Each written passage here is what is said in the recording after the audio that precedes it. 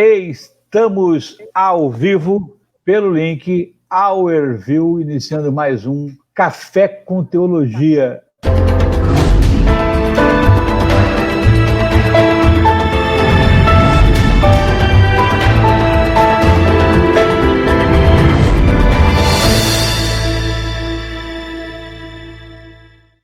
Só para matar a curiosidade, o reverendo Armando Ribeiro, você tem café aí? Tenho, rapaz. Acabei de tomar um, agorinha pouco, um teatro para mim. Porque eu sempre fazia café com teologia com o Rafael no início, né, quando nós começamos, e volta e meia a gente olhava, a caneca estava vazia, porque a gente falava tanto em off, a gente bebia tanto café, que quando começava a gravar, o café já tinha ido embora há muito tempo. Você está me ouvindo bem ou está me ouvindo com algum delay? Está me ouvindo bem, normal, né? Bom, estou vendo você falando e estou vendo a palavra saindo. Está indo tudo bem. Então está tudo no tempo certo. Como é que foi a semana? Tá tudo bem, tudo tranquilo. Preocupação a gente coloca na mão de Deus e a vida a gente vai seguindo, que é o que tem que ser feito, não tem outro jeito mesmo, né? Triste aí com essa informação das mortes de hoje. 1.290. O Ministério da Saúde acabou de divulgar. Vamos ver até onde nós vamos chegar com isso tudo, né?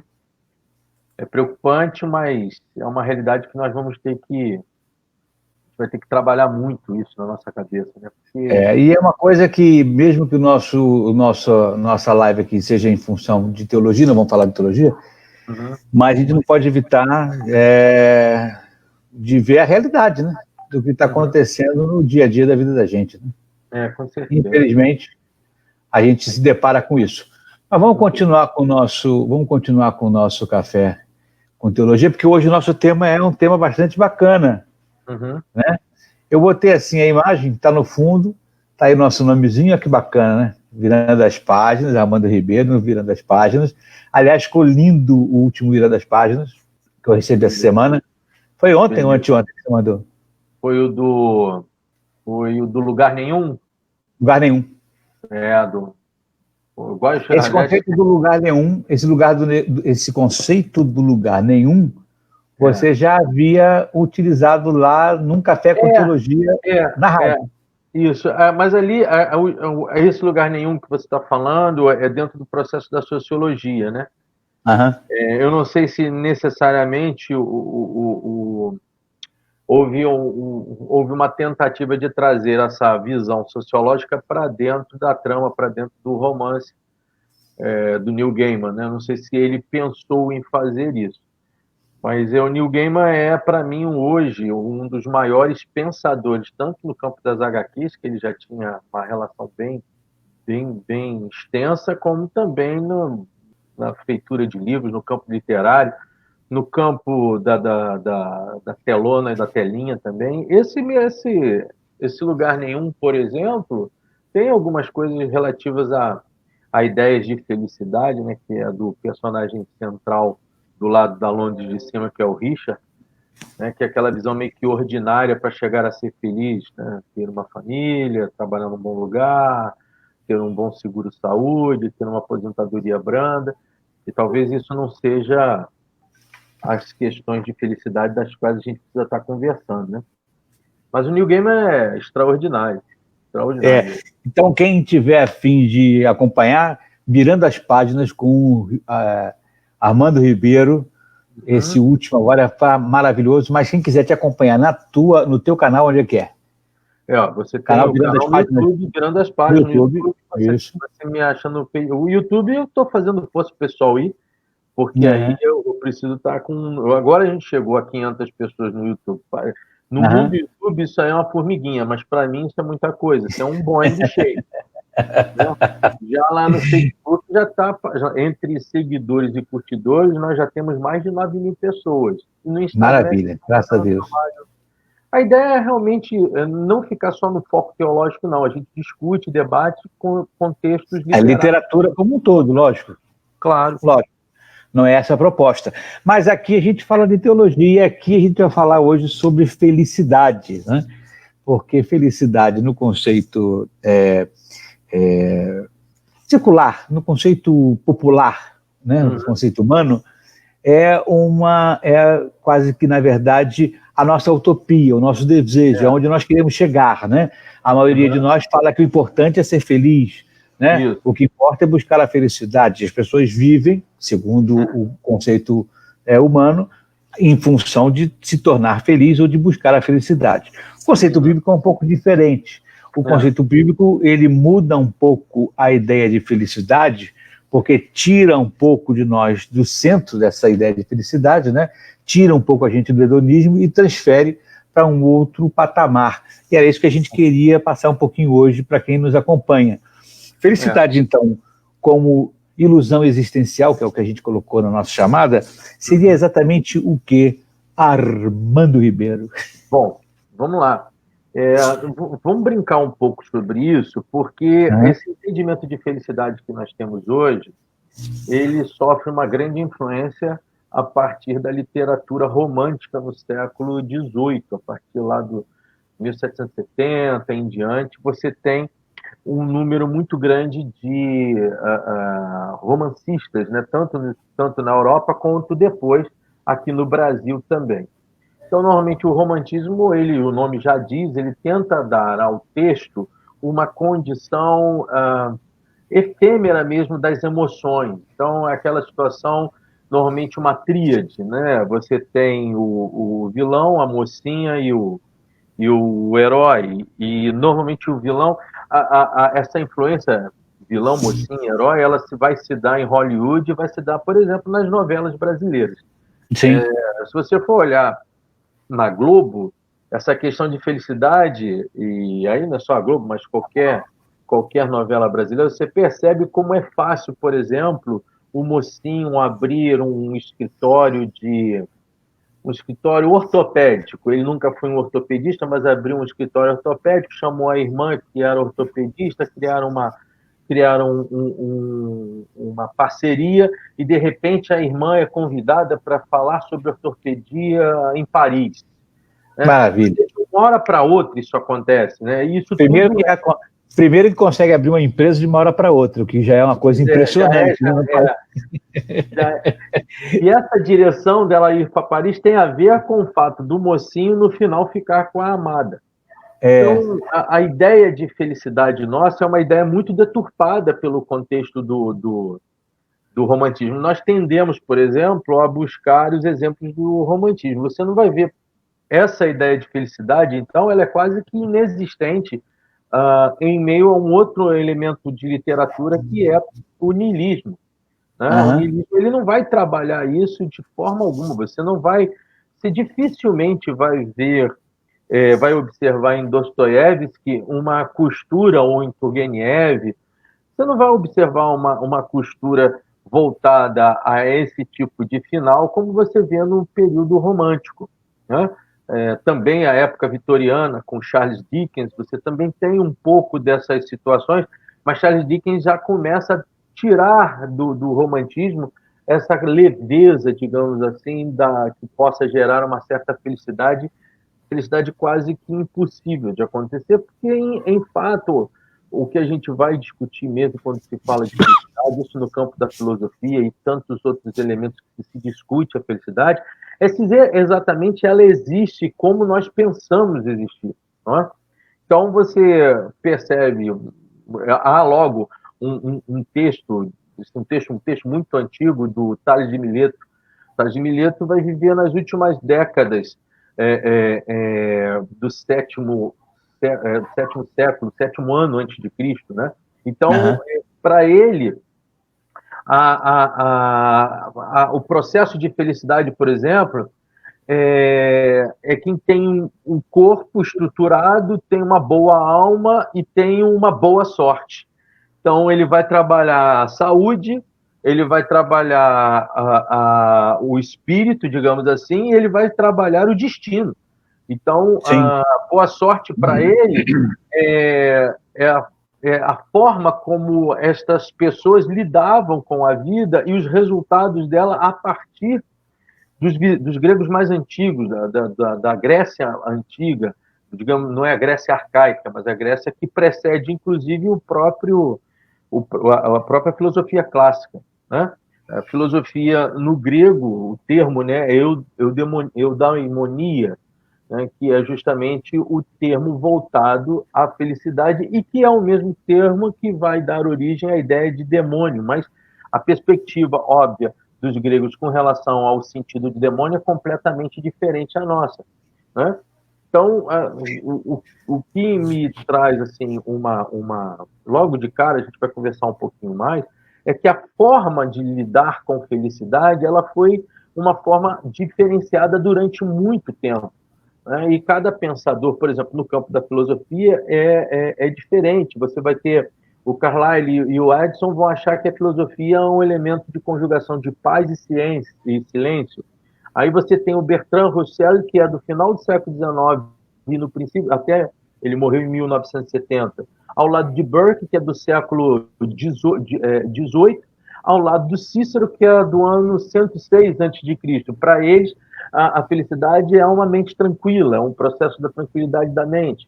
Montesquieu, Bernard Shaw, que é já um homem do século XX, aí você tem Victor Hugo, que está vivendo as influências do iluminismo, é uma felicidade compartilhada. Aí quando você chega em Aristóteles e Agostinho, diferença aí de 600 anos entre Aristóteles, que está lá no século IV a.C., e o Agostinho está no século IV depois de Cristo, tem a ver com o ser virtuoso, né?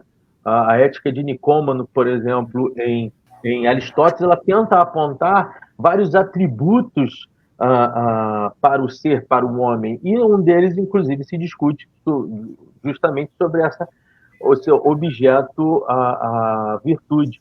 Já em Agostinho, ele vai trabalhar uma consideração básica voltada à virtude, mas entendendo entre o que é o amor e o que é a vontade, porque ele está escrevendo isso para uma carta para um amigo dele, que não conseguiu promover felicidade na sua vida porque ele não chegou ao título que ele gostaria de chegar naquela época. Então, você vê que a felicidade ela é desmembrada sob diversas óticas, sob diversas considerações, sob diversas perspectivas. Os clássicos, cada um deles, Sócrates, Platão e Aristóteles, vão olhar a felicidade de uma forma um tanto quanto diferente, ainda que um seja discípulo do outro, né? Ou seja, felicidade varia sempre, né, de momento e de tempo, de espaço, de ideias. Sim. Depende até de um contexto. Uhum. Época a época, momento a momento, ideia a ideia. Sim. O que é felicidade para mim pode não ser felicidade para você. O que Exato. É felicidade para você pode não ser felicidade para o teu filho, pode não ser felicidade para o meu, né? As felicidades, elas variam de acordo com aquilo que nos toca.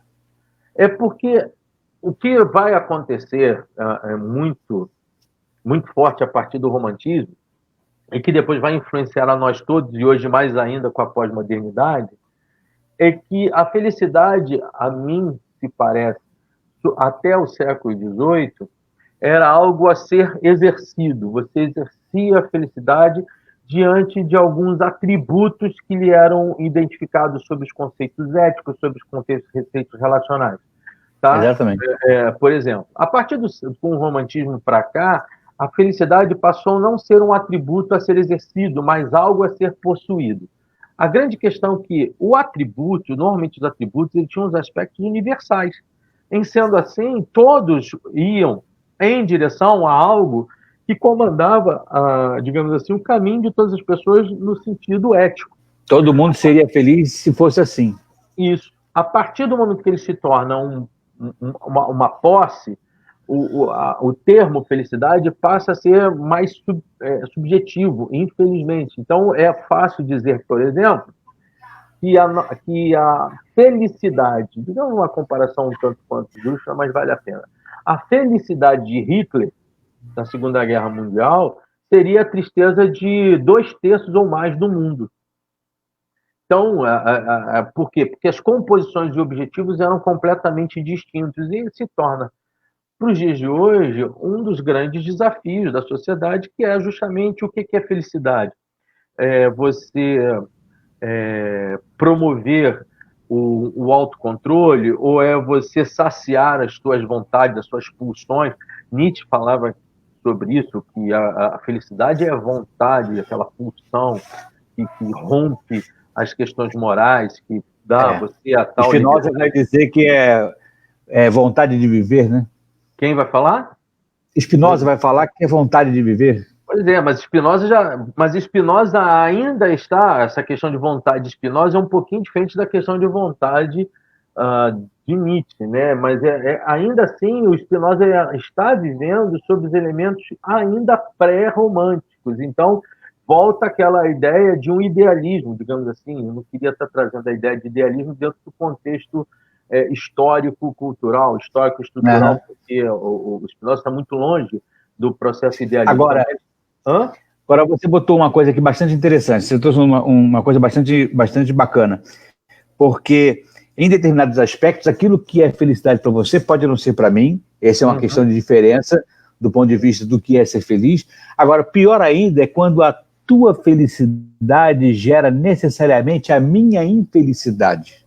Mas não existe... Que existe esse espaço também. Hoje... Né? Existe um espaço em que, para que eu seja feliz, você seja infeliz. Sim. Ô, Jansen, ultimamente, nos últimos, sei lá, vamos botar aí uns 2 séculos, tá bom? Mas vamos trazer ali da virada do século, já metade do século XIX para cá, principalmente a partir da Revolução Industrial. A felicidade do empresário na Revolução Industrial era o lucro, não era o bem-estar dos seus empregados. A felicidade do empregado era poder comer, porque você tinha um ambiente de trabalho completamente insano.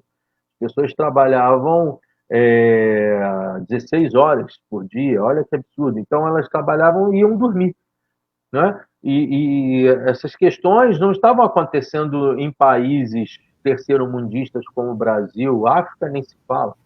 Tem ainda o exercício de algo que, a princípio, disseram que terminaram, mas ainda você tem uma atividade muito voltada a um certo escravismo sem rótulos na África, Sim. Toda a África, por conta do imperialismo europeu, mas eu estou falando das construções sociais que se encontram na Europa do século XIX, que são construções onde o valor da pessoa era um valor nenhum. Quando você tem, ainda no período vitoriano, quando você tem a figura do Sr. Scrooge, do Charles Dickens, ele é justamente essa representação, a representação da avareza que não consegue enxergar na vida e no outro um sentido para andar, um sentido para, digamos assim, de legado, né? Então, o contexto de felicidade, ele passa já a partir da Revolução Industrial, e aí eu já estou misturando com tudo que aconteceu no romantismo, a ter esse processo subjetivo. Só para que a gente tenha a noção, quando a gente olha para a Bíblia, né, a palavra felicidade ela é encontrada de uma forma ou de outra, às vezes não o termo felicidade, mas ela é encontrada em várias passagens bíblicas. Salmo 73, minha felicidade é estar perto de Deus. Salmo 125, dar ao Senhor felicidade aos bons e aos retos de coração. Quer dizer, Senhor,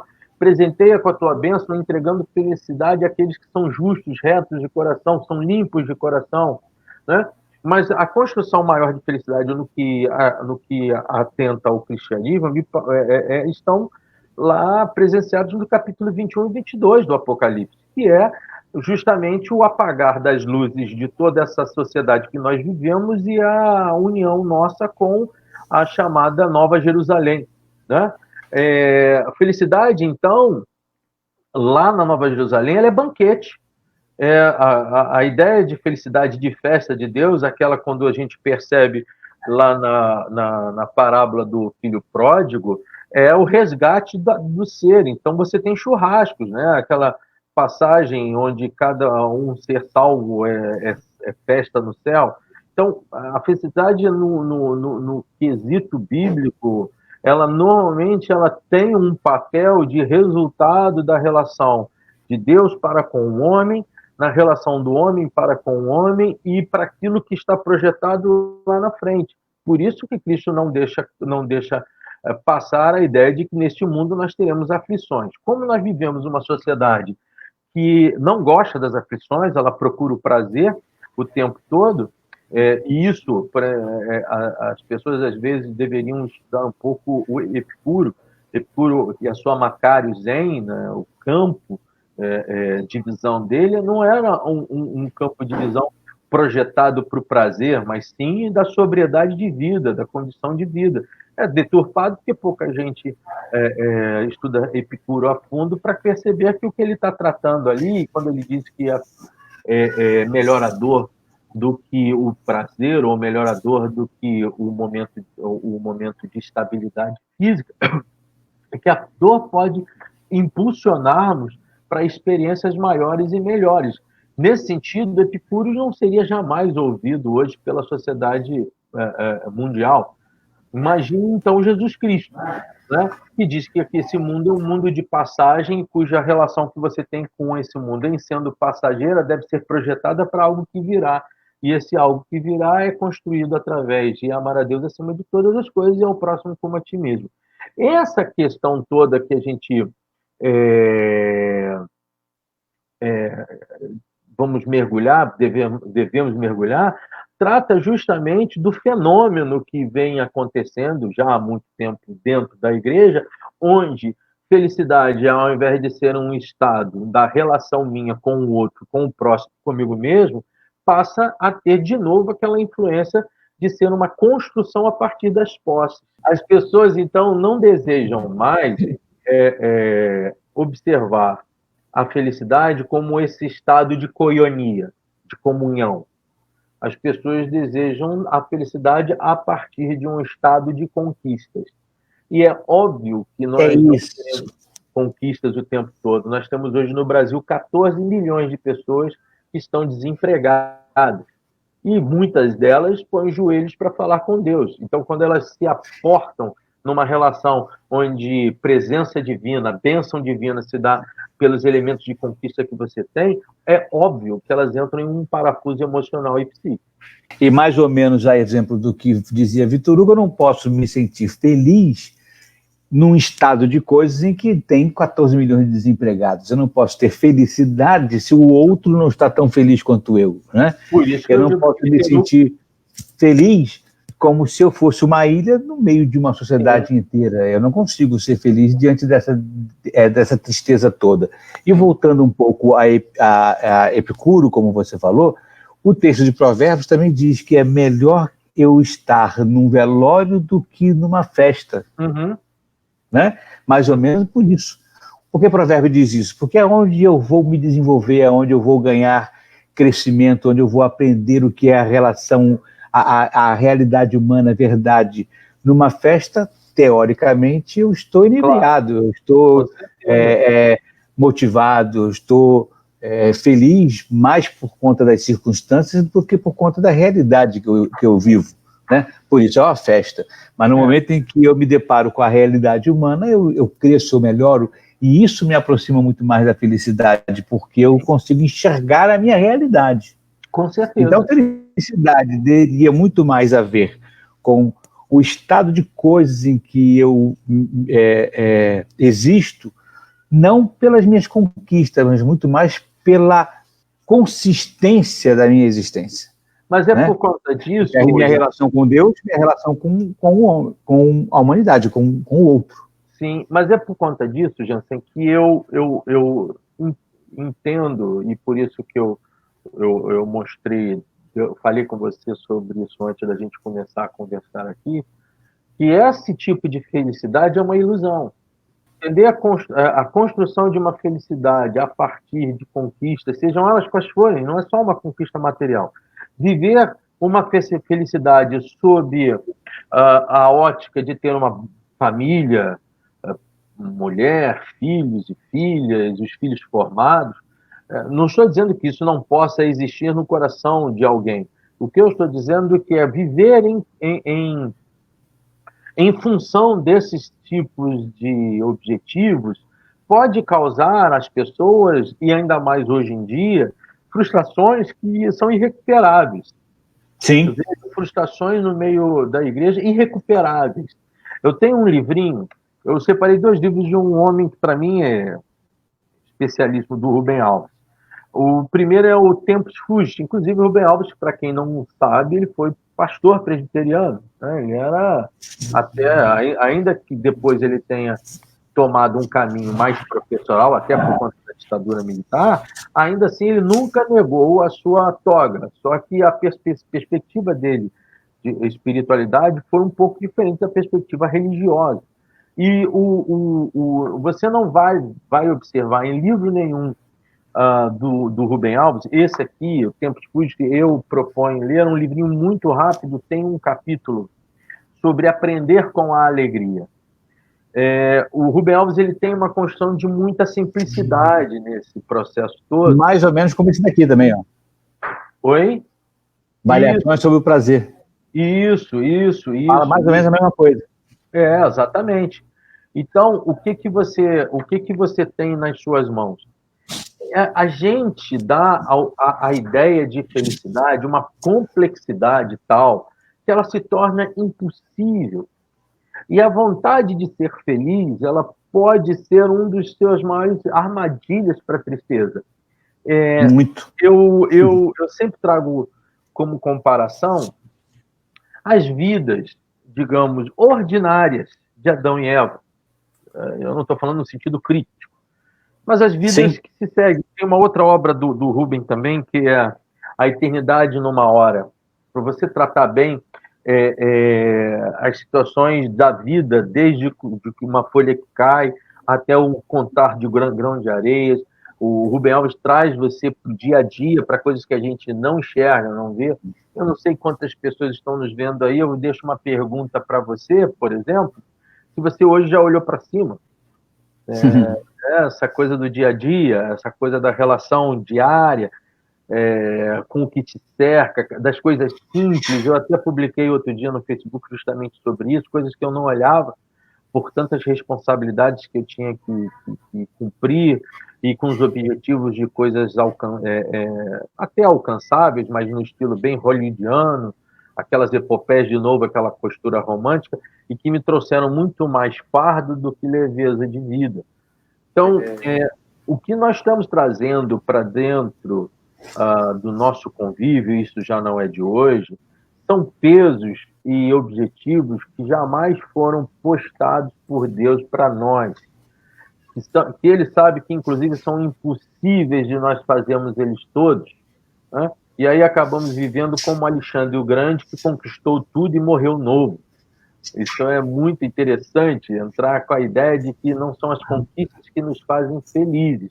As conquistas seguem a nossa vida. Eu conheço homens que conquistaram muita coisa e são entristecidos, fechados mesmo, vazios de felicidade. Mas eu estava falando até porque, mas guarda o que você vai falar, mas só para fazer o gancho do que você está falando, até porque o conceito de busca, de desejo, que é o que traz a felicidade, a questão da conquista, como você está falando, desejo é aquilo pelo que nos faz falta. Sim. Eu desejo aquilo que nos faz falta, que me faz falta. Foi bom esse encaixe, porque é onde eu quero estar falando sobre Eva, Adão e Eva. É melhor falar Adão e Eva do que a Eva do Adão, não é enigmatismo, não, é porque o cacófono é horrível, né? O cacófono é horrível.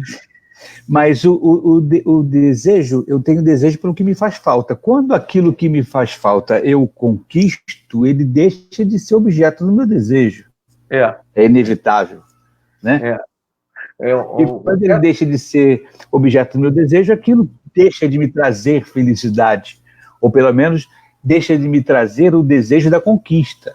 Uhum. Então eu não posso ter a minha felicidade em função de uma conquista, porque ela estará afadada a constantes e seguidas frustrações, inclusive à medida que eu conquistar. Uhum. Ou eu me frustrarei pela conquista, ou eu me frustrarei pela não conquista. Ambos me trarão frustração.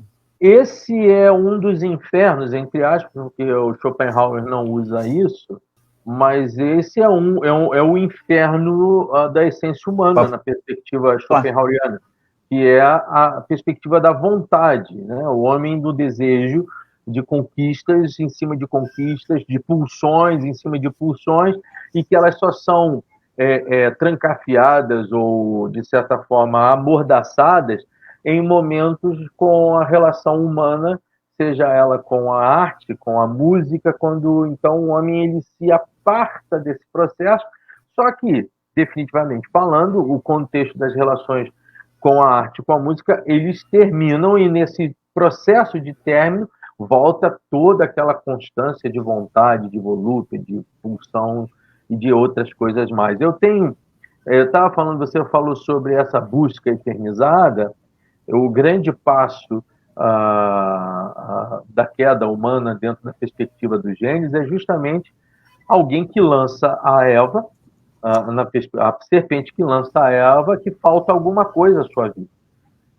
Tanto para Eva como também para Adão, a vida estava completamente prática, as relações com Deus, as relações com a natureza, a vivência entre casal, as percepções da vida, não se conta o tempo, né? O tempo é, como Dante Alighieri fala, o tempo é o chicote da existência, né? Você perceber o tempo, conviver com o tempo, envelhecer. O envelhecimento é algo que faz com que pessoas fiquem tristes. As pessoas, veja aí o mercado da plástica, né? O mercado da beleza, que é o que vende mais, é um dos mercados mais pujantes que você possui, e mulheres que não conseguem envelhecer e acabam se enfeiando pelo simples fato de tentarem dar um retoque ao que não se retoca. O tempo não tem retoque, né?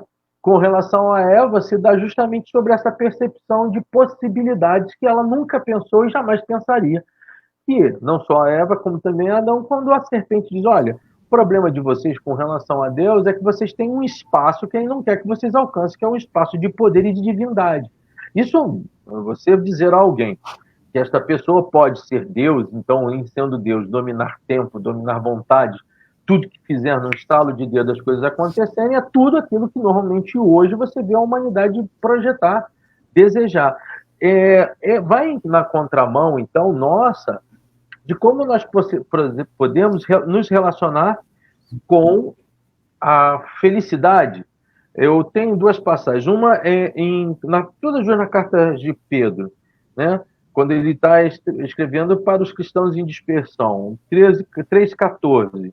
Mas ainda que venhas a padecer por causa da justiça, bem-aventurado, ou seja, feliz és, feliz sois, não temais as suas ameaças, não turbeis, não vos entristeceis. Há um contrato claro de que o cristão só é feliz quando compreende as suas dores e entende qual é o caminho em sendo cristão. Não é aqui, ninguém está trazendo aqui um maniqueísmo espiritual, não é isso que a gente está tratando aqui. A gente está tratando aqui uma outra evidência, é saber, em essência, o que você é. De certa forma, não, de forma completa, o que tem faltado hoje no campo da sociedade em geral é se perceber sobre o espelho e se entender como ela é, o que ela deseja. Só que nós vivemos numa pós-modernidade, onde hoje nós talvez sejamos uma das milhões de lives que estão acontecendo no planeta, lives maiores, lives menores, mas que daqui a pouco, Jansen, querendo ou não, isso aqui vai virar replay. E Pedro está... parece que não é jogo do bicho, não. 1 é 3,14, no 1 Pedro 4,13, ele fala a mesma coisa. Eu até vou começar pelo 12.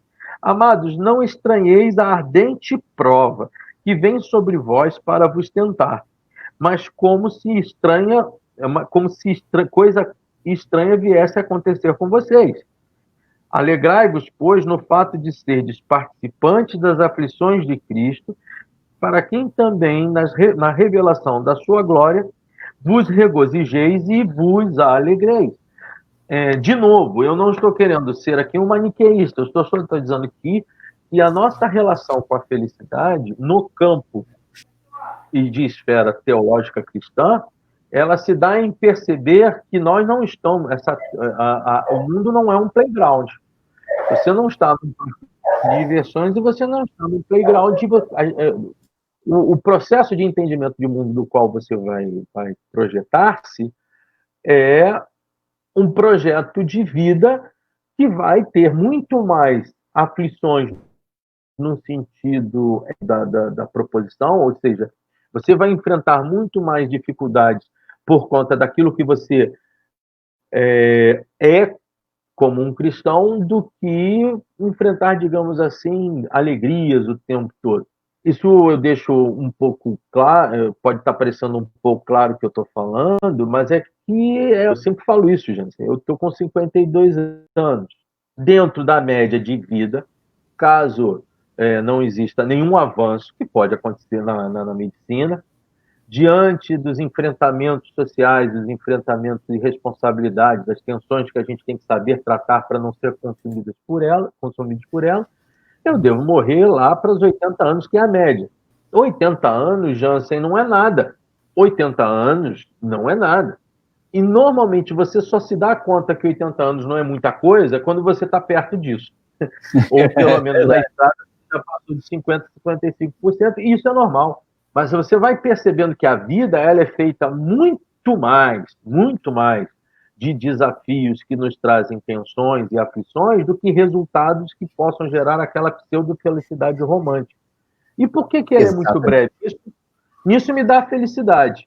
A minha felicidade é saber que, em sendo ela breve, as possibilidades de eu encontrar a verdadeira felicidade descrita no campo bíblico está muito mais próximo.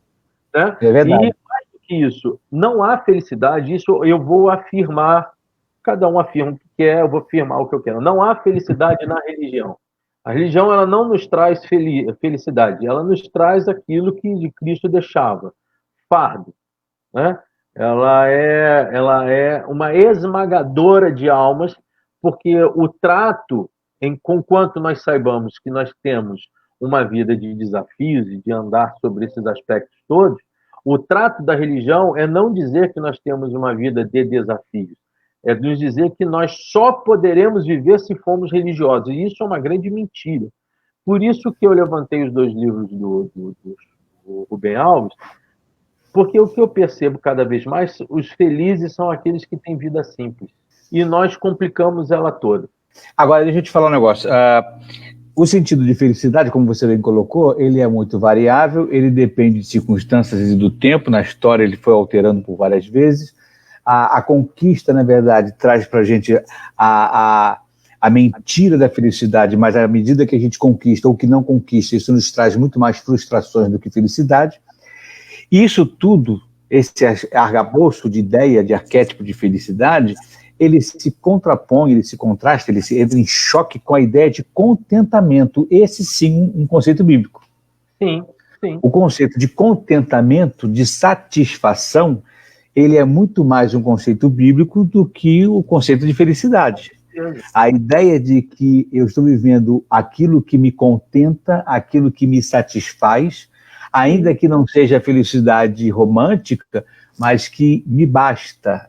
Sim. E que eu vivo feliz, como o Paulo várias vezes colocou, que ele tem contentamento. Ele tinha contentamento. Olha, nós estamos falando de um camarada que viveu a vida toda tomando pedrada. Sim. Agora, se você olha Jesus Cristo, os momentos de contentamento dele são quais? Acontecem quando? Quando ele está em comunhão com pessoas. É quando ele está tendo o seu pé acariciado por Marta.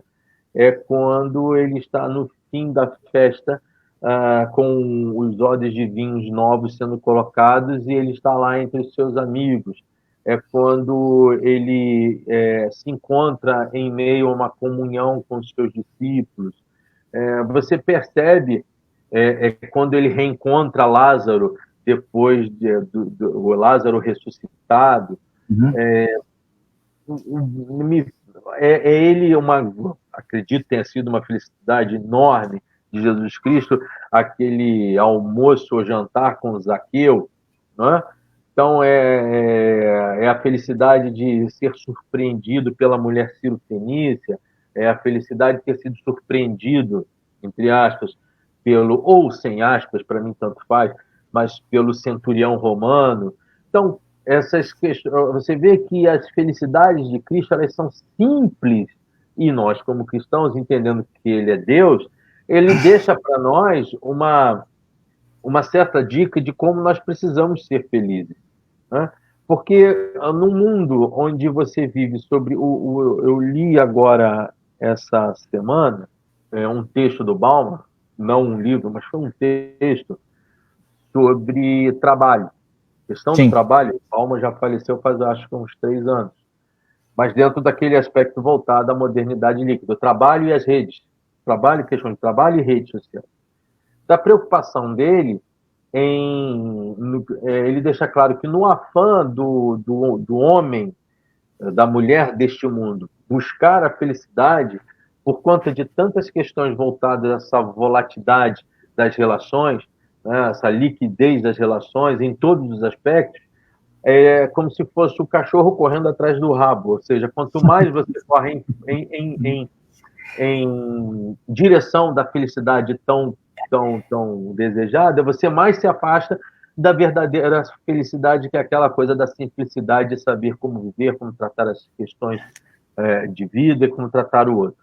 Por isso que existem pessoas que eu posso dizer a você, e pode chocar a B ou C aí que esteja nos ouvindo, existem pessoas que, sem estar na igreja, são felizes, e existem pessoas, estando na igreja, que são pessoas melancólicas e tristes. Basta entender como elas lidam com essa questão voltada à felicidade. Existem 2 ilusões que eu sempre pergunto às pessoas para que possam me classificar, me caracterizar os temas e os sentidos dessas palavras, né? É felicidade e sucesso. Normalmente, as pessoas, quando vão destacar para mim o que é felicidade ou o que é o sucesso, elas estão impregnadas daquilo que a gente começou a falar lá no início da nossa live. Elas estão impregnadas de valores que nem de perto são valores que representam definitivamente a felicidade. É claro que você ser bem-sucedido naquilo, um médico que se formou em medicina e que é bem-sucedido naquilo faz,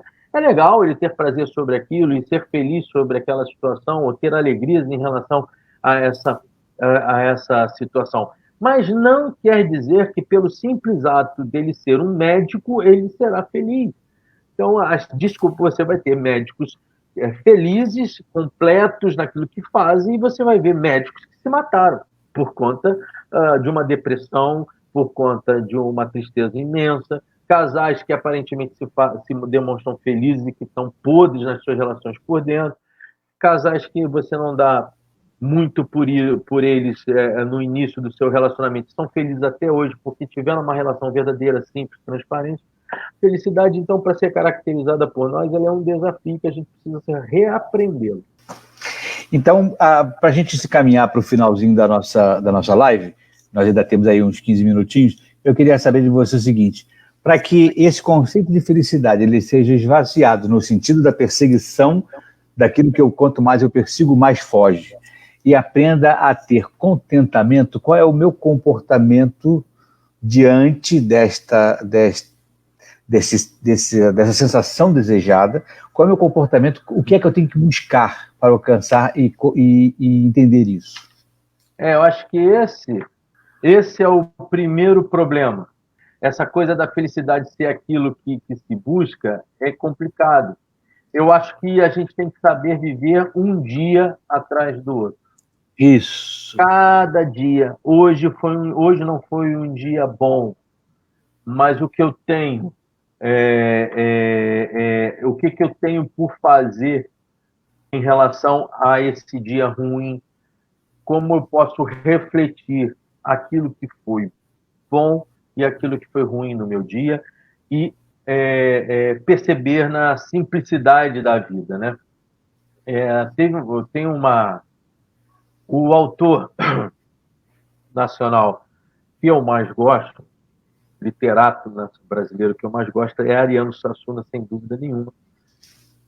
A sua literatura voltada à festa e somos dois que são ingressos nisso, ele, para mim, se tornou, sem dúvida nenhuma, o cara que eu mais amei lendo, né? Então, uma vez uma pergunta lhe foi feita para você ver entender a simplicidade do Ariano, tá? Isso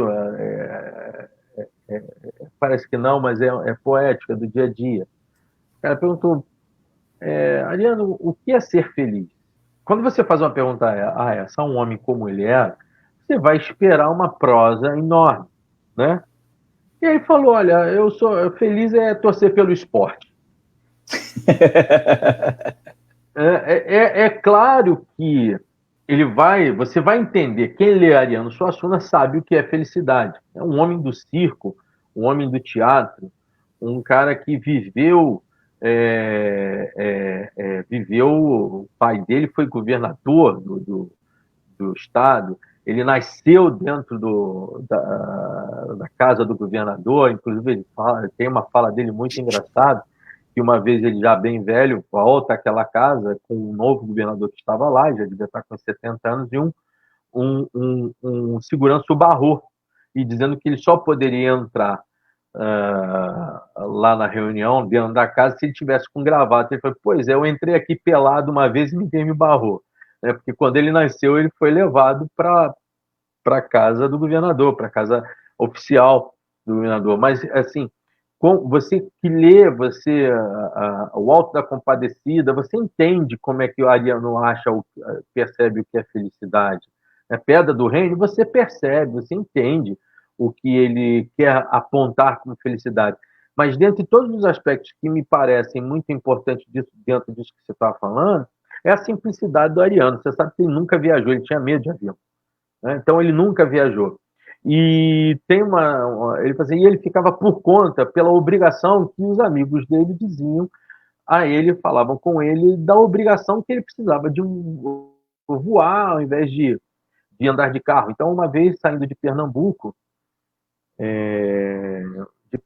lá para Pernambuco para Bahia, um amigo dele chegou perto dele e disse o seguinte: Ariano, você vai de carro daqui até Salvador, correndo um risco, pode acontecer um buraco aqui, pegue um avião. Ele falou, mas eu não vou pegar, aquele jeitão dele, eu não vou pegar avião nenhum.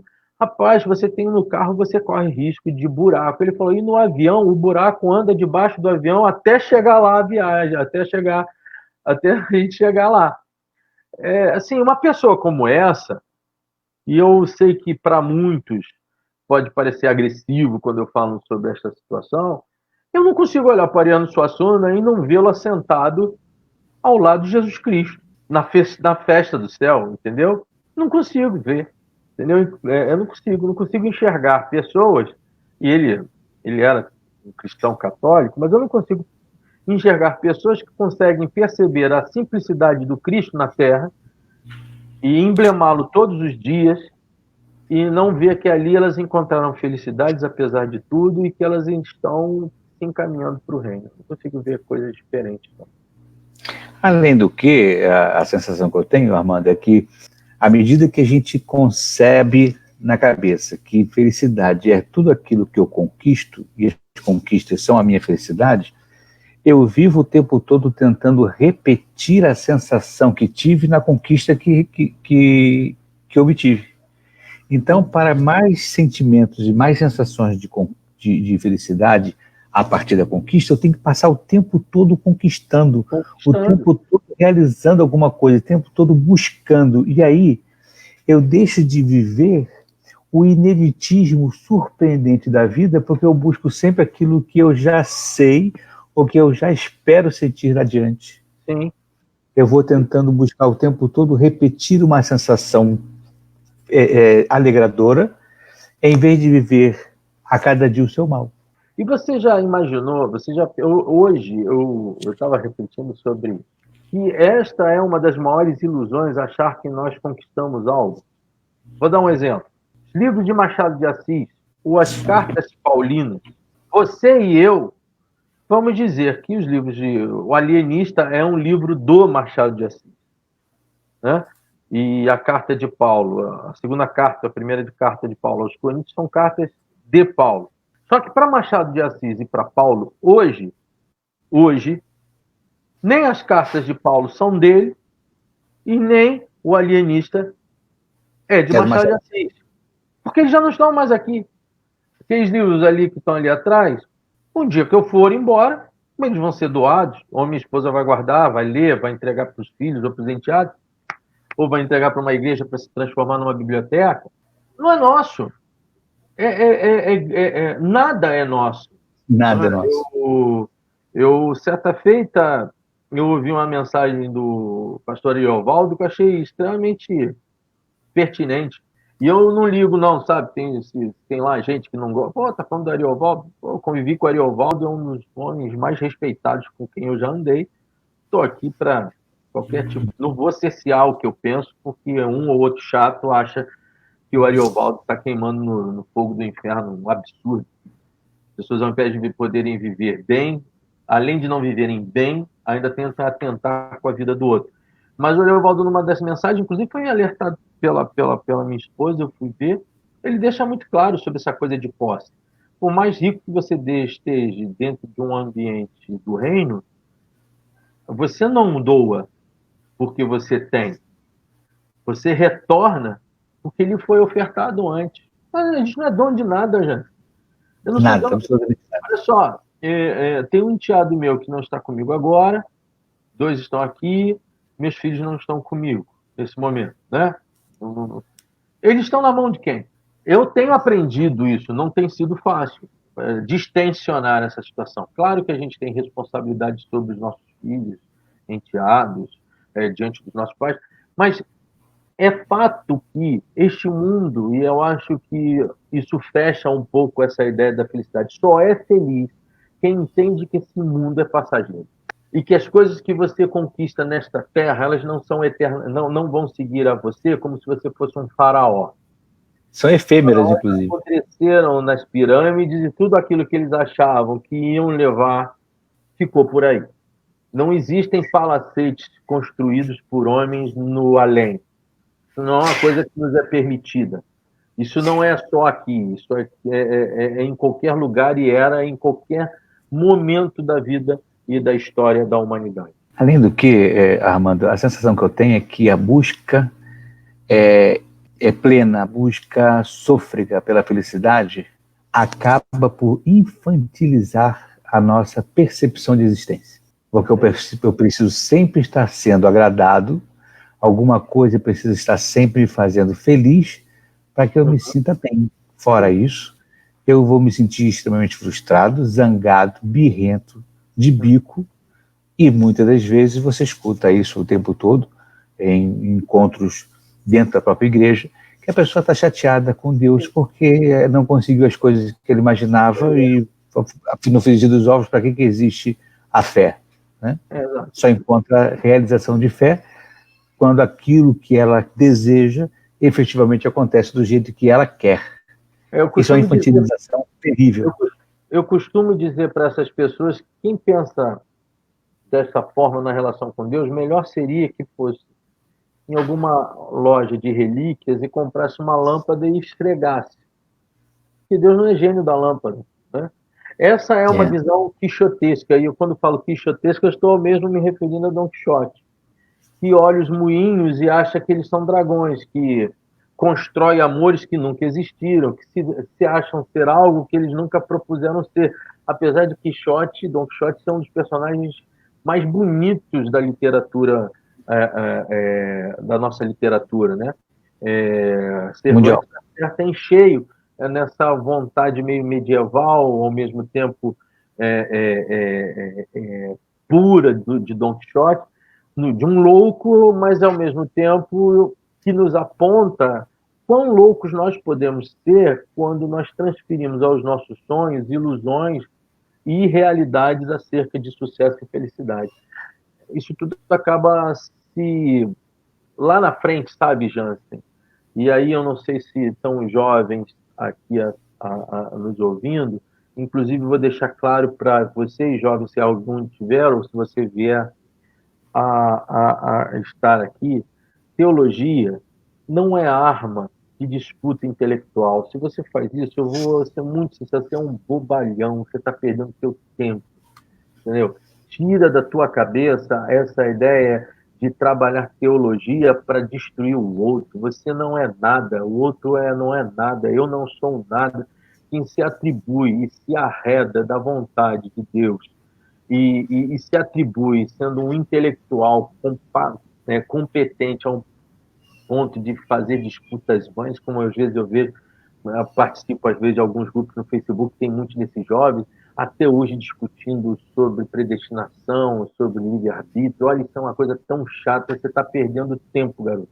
você está com 24, 25, 26 anos, você vai ficar discutindo isso. Quando você tiver 80 anos, se olhar no espelho, você vai ter raiva de você. Então, aproveita a leitura teológica ou a leitura qual seja para ela te dar liberdade.